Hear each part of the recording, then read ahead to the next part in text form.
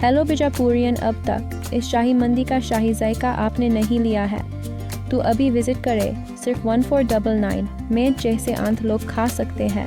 पर पर्सन सिर्फ 187। Only at B grand family restaurant.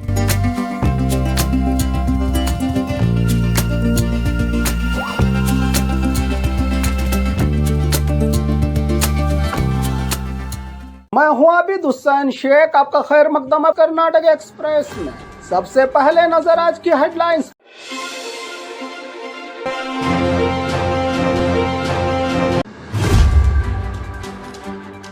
High court ने सरकारी हॉस्पिटलों में जन औषधि केंद्र बंद करने का आदेश किया रद्द।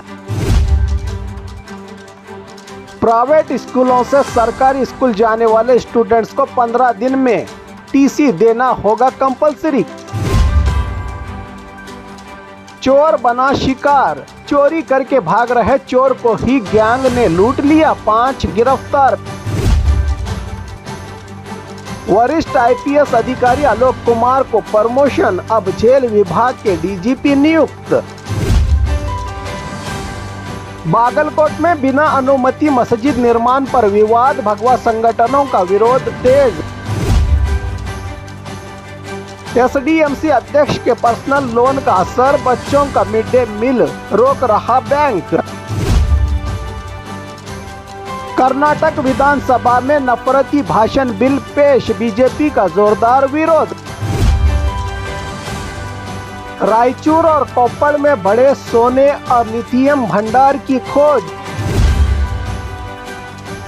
प्रधानमंत्री मोदी ने राज्य के बीजेपी सांसदों के साथ की विशेष बैठक, साझा किया विकास और अनुभवों के सबक। मंदिरों में शादी की बढ़ती डिमांड, पुजारियों के लिए कानून बनाने की मांग। अब खबरें विस्तार से। हाईकोर्ट ने सरकारी हॉस्पिटलों में जन औषधि केंद्र बंद करने का आदेश किया रद्द। धारवाड़ हाईकोर्ट ने राज्य सरकार का वो आदेश रद्द कर दिया है जिसमें सरकारी हॉस्पिटलों के कैंपस में जन औषधि केंद्र बंद करने को कहा गया था।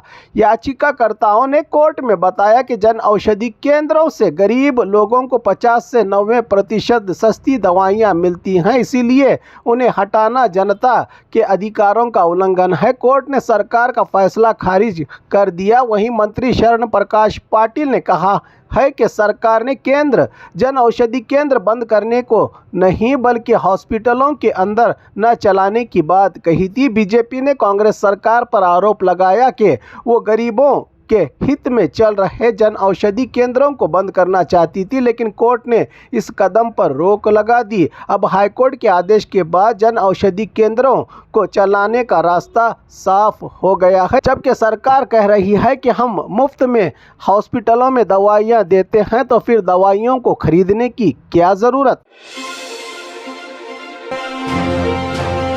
प्राइवेट स्कूलों से सरकारी स्कूल जाने वाले स्टूडेंट्स को 15 दिन में टीसी देना होगा कंपलसरी। कर्नाटक शिक्षा विभाग ने आदेश जारी किया है कि प्राइवेट स्कूलों से सरकारी स्कूल में जाने वाले हर स्टूडेंट को 15 दिन के भीतर टीसी देना होगा कंपलसरी। फीस बकाया होने पर भी टीसी रोका नहीं जा सकता। टीसी देने में देरी करने वाले स्कूलों पर होगी कड़ी कार्रवाई। स्टूडेंट्स को टीसी न देकर परेशान करना प्रतिबंधित करार दिया गया है। शिकायत होने पर बीईओ अधिकारी हस्तक्षेप कर 1 सप्ताह में टीसी दिलवाए स्टूडेंट को। ये आदेश बच्चों की पढ़ाई में रुकावट रोकने के लिए जारी किया गया है। ये नियम सिर्फ प्राइवेट स्कूलों से सरकारी स्कूल में जाने वाले स्टूडेंट्स पर ही लागू होगा। चोर बना शिकार, चोरी करके भाग रहे चोर को ही गैंग ने लूट लिया, 5 गिरफ्तार। बेंगलुरु में एक अजीब मामला सामने आया है जहां चोरी करके भाग रहे चोर को ही एक दूसरी लुटेरों की गैंग ने लूट लिया। आरोपी ईसाई राज प्रोफेशनल चोर है। 22 नवंबर को आवलहल्ली के प्रेस्टीज गैलेनवुड विला से 300 ग्राम सोना और कैश चोरी किया। भागते वक्त केआरपुरम शमशान के पास एक गैंग मोनेश, दर्शन, चंदन और सुनील ने उसे रोककर सारा सोना और रुपया लूट लिया। चोर ने वापस जाने के लिए थोड़े पैसों की रिक्वेस्ट की तो गैंग ने केवल 3000 रुपये देकर छोड़ दिया। चोर को बाद में चोर ने फिर 2 घरों में चोरी की और तमिलनाडु भागने की कोशिश की। पुलिस ने चोर ईसाई राज और उसे लूटने वाले चोरों की गैंग को गिरफ्तार किया है। कुल 70 लाख की कीमत का 447 ग्राम सोना और नकद रुपया रिकवर किया है। पुलिस ने चोरों को गिरफ्तार करके ये केस पुलिस के लिए सबसे अनोखे केसों में से एक बताया जा रहा है, क्योंकि यहाँ चोर को ही चोरों ने लूट लिया। वरिष्ठ आईपीएस अधिकारी आलोक कुमार को प्रमोशन, अब जेल विभाग के डीजीपी नियुक्त।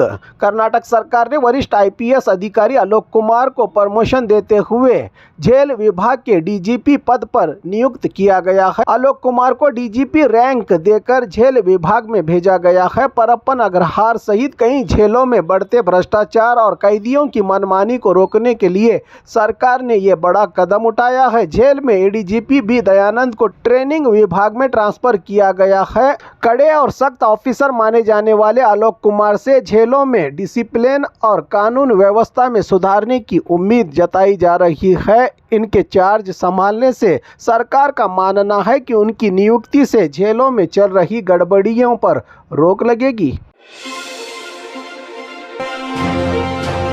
बागलकोट में बिना अनुमति मस्जिद निर्माण पर विवाद, भगवा संगठनों का विरोध तेज। बागलकोट शहर के वार्ड नंबर 1 में बिना नगर परिषद अनुमति के मस्जिद निर्माण का आरोप लगाने के बाद भगवा संगठन और बीजेपी कार्यकर्ता विरोध में उतर आए हैं। उनका कहना है कि नगर परिषद के कुछ अधिकारी इस अवैध निर्माण को नज़रअंदाज कर रहे हैं। अवैध मस्जिद निर्माण के खिलाफ नगर परिषद और पुलिस अधिकारियों के खिलाफ नारेबाजी की। प्रदर्शनकारियों ने भगवा संगठनों का दावा, शहर में 20 से ज़्यादा जगह बिना अनुमति मस्जिदें बन रही हैं। चेतावनी, काम नहीं रोका गया तो बड़ा आंदोलन होगा। नगर परिषद आयुक्त का बयान, हमने कोई अनुमति नहीं दी, काम रोकने का नोटिस जारी किया गया है। अधिकारियों का भरोसा, स्पॉट इंस्पेक्शन कर कानून के अनुसार कार्रवाई की जाएगी। भगवा संगठनों ने मांग की है कि तुरंत कार्रवाई की जाए, वरना मामला बड़ा विवाद बन सकता है। एसडीएमसी अध्यक्ष के पर्सनल लोन का असर, बच्चों का मिड डे मील रोक रहा बैंक। रायचूरू के कुडलूर गांव में एक अजीब मामला सामने आया है। एसडीएमसी अध्यक्ष जगदीश के पर्सनल लोन की बकाया किस्तों की वजह से बैंक ने स्कूल के ज्वाइंट अकाउंट के चेक पास करने से मना कर दिया है। इसका सीधा असर 255 इस सरकारी स्कूल में पढ़ने वाले बच्चों के मिड डे मील दोपहर के खाने पर पड़ रहा है। एसडीएमसी अध्यक्ष ने 1 लाख रुपये का प्राइवेट लोन लिया था खुद के लिए, जिसकी 2 किस्तें बाकी हैं बैंक में। इसी कारण बैंक स्कूल के खर्च वाले चेक पास नहीं कर रहा। चेक न पास होने से सब्जी, अंडे, केले और गैस सिलेंडर जैसी चीजें खरीदना रुक गया है स्कूल के लिए। हेडमास्टर का कहना है कि अध्यक्ष का प्राइवेट लोन और स्कूल अकाउंट का कोई संबंध नहीं होता, लेकिन बैंक जिद पर है। व्यापारियों के चेक भी वापस लौट रहे हैं। स्कूल मैनेजमेंट परेशान है। एसडीएमसी अध्यक्ष ने बैंक से कहा है कि मेरे प्राइवेट लोन की वजह से बच्चों का खाना न रोका जाए। इस पूरे विवाद से स्कूल में मिड डे मील ठप हो गया है और बच्चे परेशान। जिम्मेदार अधिकारियों से जल्द कार्रवाई की मांग की जा रही है इस पूरे विवाद को लेकर।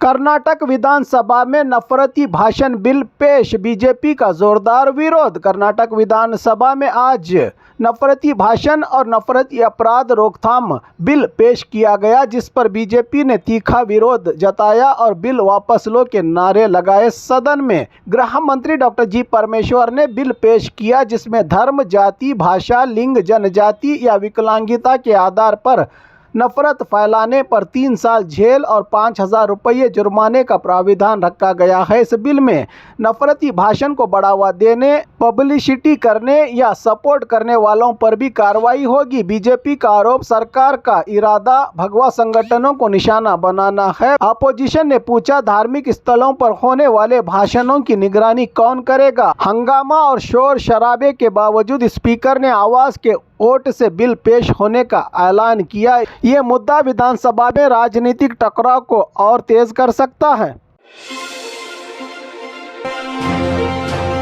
रायचूर और कोप्पड़ में बड़े सोने और लिथियम भंडार की खोज। राज्य की माइनिंग और भूविज्ञान विभाग की सर्वे रिपोर्ट में 65 जगहों पर सोने और नायाब मेटल्स के भंडार पाए गए हैं। कोप्पड़ में पाए गए सोने की मात्रा सामान्य माइनिंग की तुलना में 6 गुना अधिक है। रायचूर में भी लिथियम के भंडार मिले हैं, जिसका इस्तेमाल इलेक्ट्रिक वाहनों और बैटरियों में होता है। ये भंडार ज्यादातर प्रोटेक्टेड जंगलाती इलाकों में है, इसलिए माइनिंग के लिए फॉरेस्ट विभाग की अनुमति जरूरी है। लिथियम का स्थानीय उत्पादन भारत की विदेशों पर निर्भरता कम कर सकता है और इलेक्ट्रिक वाहनों की कीमत घटा सकता है। 2023 में लिथियम की खोज हुई थी, लेकिन अभी तक निकालने का काम शुरू नहीं हुआ था। खनन प्रक्रिया 4 चरणों में होती है। शुरुआती तौर पर खुदाई और बेल्टिंग, फिर 500 मीटर तक ड्रिलिंग और प्राइमरी माइनिंग। राज्य और केंद्र सरकार ने पर्यावरण संरक्षण और वन अनुमति को लेकर चर्चा की है। ये खोज राज्य के लिए आर्थिक, फाइनेंशियल और औद्योगिक दृष्टि से बेहद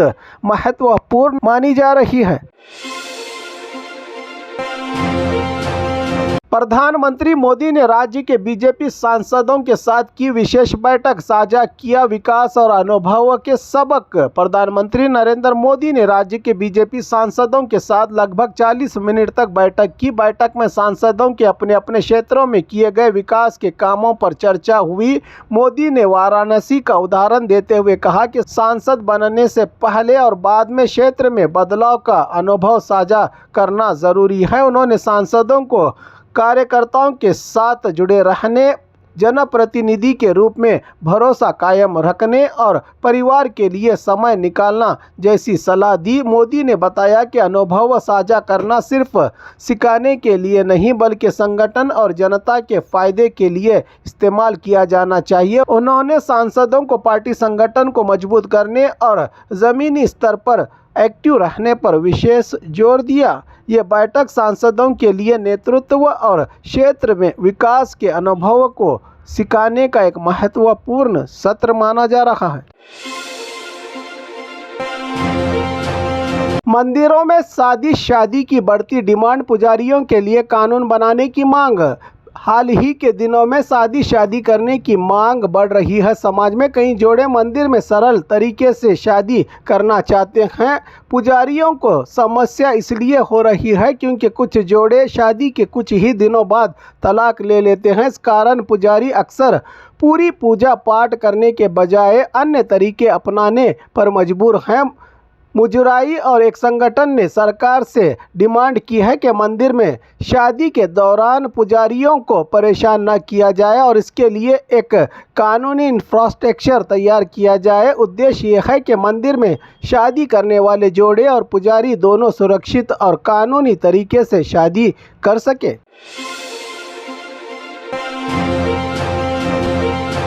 और खबरों के लिए देखते रहिए कर्नाटक एक्सप्रेस।